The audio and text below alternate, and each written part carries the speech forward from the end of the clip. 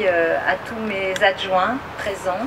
Et je voudrais saluer Laurence qui vient d'arriver dans cette belle fonction après Catherine.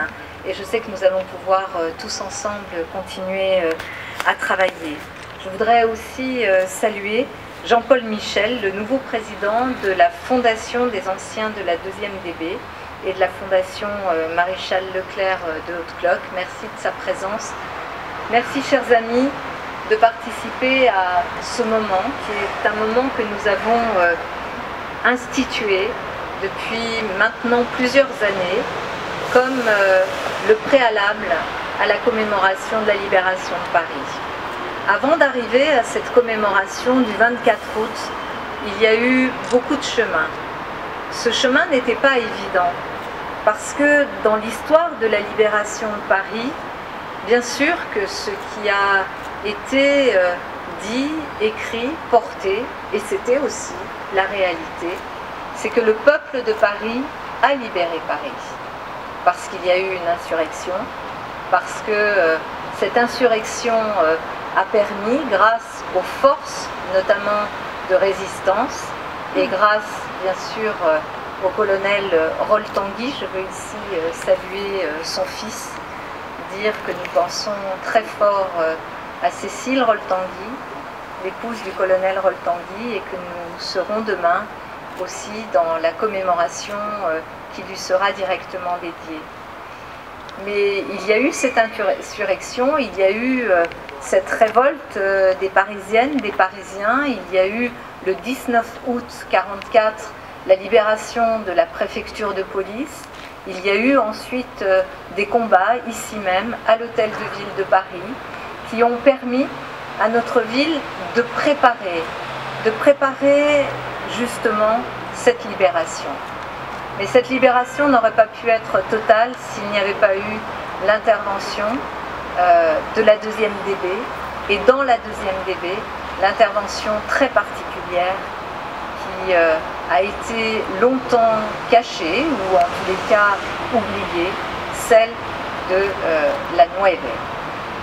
Je veux, puisque cette année nous n'avons pas la chance et l'honneur de la présence de Colette Drone, lui dire merci, parce que cette histoire, sans le capitaine Drone, sans Colette Drone, qui a permis, à partir des carnets de son père, de reprendre l'histoire de cette compagnie, sans elle, nous ne serions pas là. Mais sans Evelyne Mesquida non plus, parce que Evelyne, qui est ici présente, que je veux vraiment remercier, a permis d'écrire, de revenir sur cette histoire des combattants de la Nueve, cette histoire qu'on se transmettait un peu sous le manteau, qu'on se transmettait comme quelque chose qui aurait existé, qui était une réalité, mais qui n'était pas dans les livres d'histoire. Je pense que tout ce travail qui a été fait auprès des survivants de la Nueve, auprès de tous les combattants, de leurs familles, avec les associations, nous a permis non pas d'écrire l'histoire, mais de faire en sorte que cette histoire devienne réellement notre mémoire. Et que de ce fait, nous nous sentions ensemble, non pas contraints, mais dans le devoir de faire en sorte que cette mémoire ne soit plus oubliée.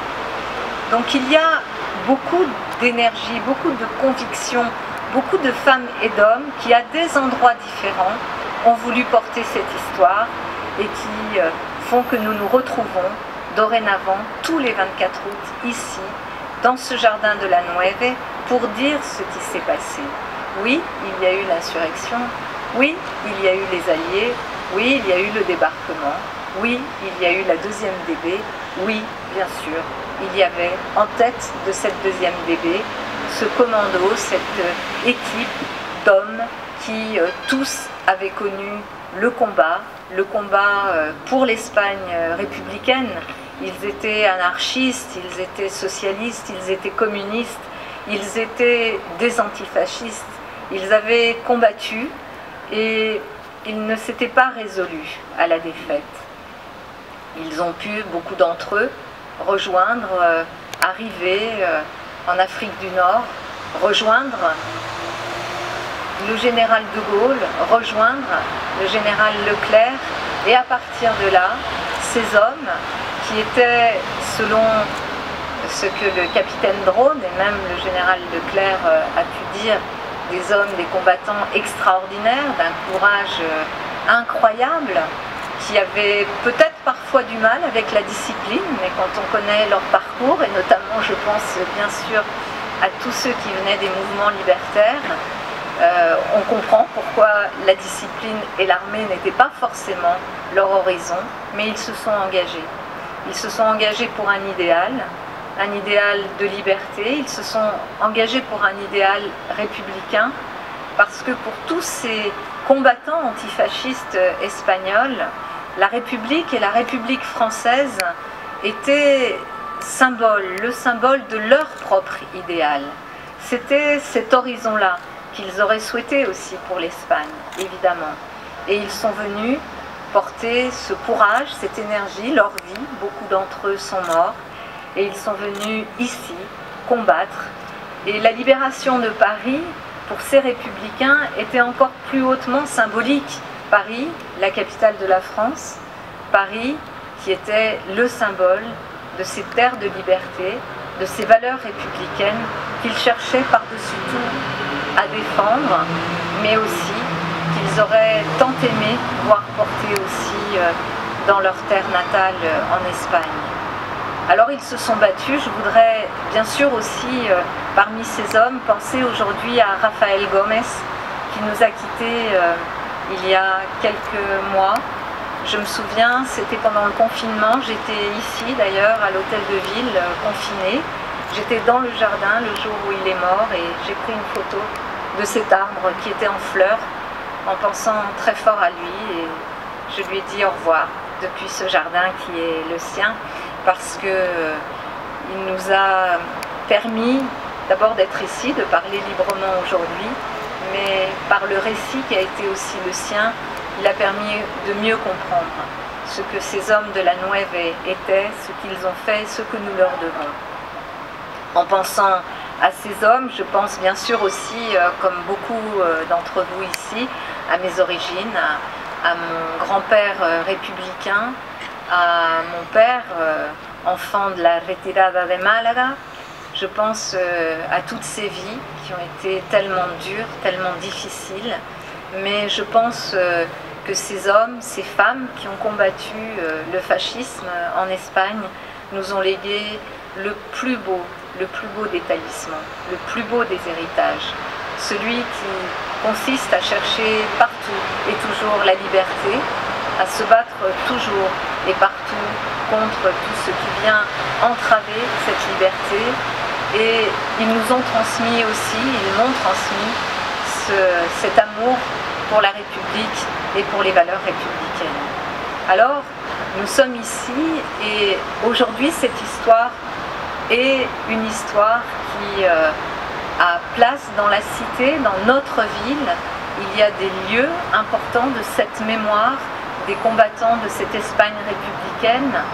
Il y a ici la place, le nom de ces libérateurs de Paris, parce que oui, ils ont été les libérateurs de Paris. Et cette histoire-là, cette mémoire, elle est inscrite sur la pierre de Paris, elle est inscrite pour l'éternité dans les rues de Paris. Le nom de ce jardin est un nom qui restera pour l'éternité, et donc ils seront là en permanence, parce que donner le nom de la Nueve à ce jardin, c'était aussi une façon de dire ils sont là, les hommes de la Nueve, avec nous, et ils ne nous quitteront pas. Ils sont présents aussi dans le musée de la Libération, de la 2e DB, le musée Jean Moulin que nous avons inauguré l'année dernière en présence de Cécile Roll-Tanguy. Ils sont présents dans cette histoire parce qu'ils sont l'histoire de la libération de Paris. Mais je pense que le travail n'aurait pas été à son terme si le lien n'avait pas pu être fait avec l'Espagne démocratique. Et le lien a été fait avec l'Espagne démocratique. Et je veux remercier le gouvernement de Pedro Sánchez et sa première vice-présidente, parce que l'année dernière, pour la première fois ici, nous avions les représentants de ce gouvernement démocratique de l'Espagne qui venait justement faire en sorte que cette mémoire soit une mémoire que nous puissions porter ensemble, des deux côtés des Pyrénées. Et je crois que ce travail-là, aujourd'hui, il va être encore amplifié.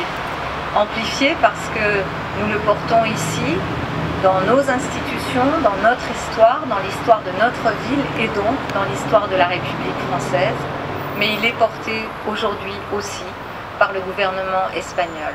Je sais combien cette histoire-là est aussi une histoire qui rapproche cette Espagne démocratique de ce qui s'est joué en Europe au moment de la Deuxième Guerre mondiale. C'est une façon aussi de dire que l'Espagne, à travers ses hommes, était là pour combattre le fascisme et restaurer la liberté. Et que bien sûr, cette histoire-là, ça doit être l'histoire qui nourrit encore aujourd'hui les Espagnols et la démocratie espagnole. Donc je veux remercier le gouvernement de Pedro Sánchez de faire ce lien, de pouvoir faire ce lien et de pouvoir continuer ce travail. Sans ce travail, oui, nous serions une société malade. Nous serions des êtres humains amputés de notre histoire, et lorsqu'on est amputé de son histoire, lorsque l'on n'y a pas accès, lorsqu'on ne sait pas d'où l'on vient, eh bien on ne peut pas se construire et on ne peut pas se projeter.